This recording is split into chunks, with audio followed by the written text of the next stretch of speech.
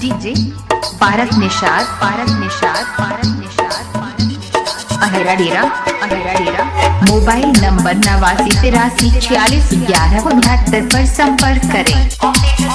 निषाद अहेरा डेरा मार्का प्रतीक बांग्ला मोबाइल नंबर 81 15 46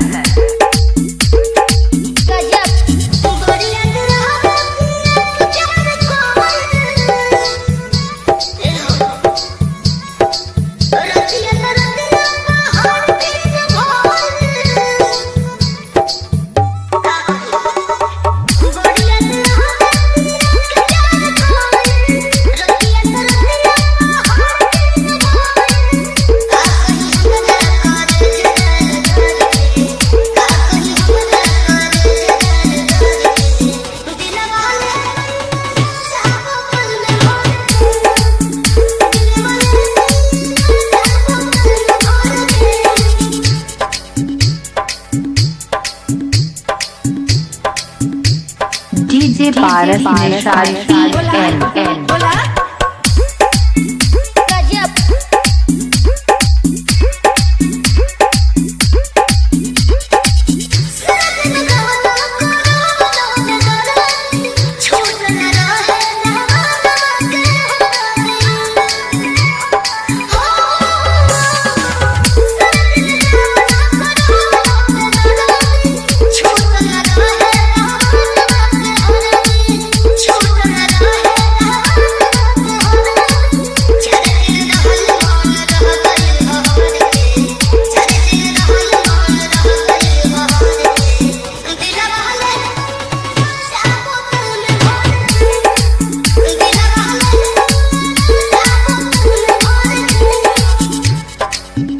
निषाद भारत निषाद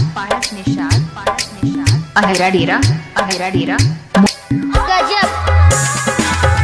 निषाद अहेरा डेरा मार्का प्रतीक बांग्ला मोबाइल नंबर 81 15 46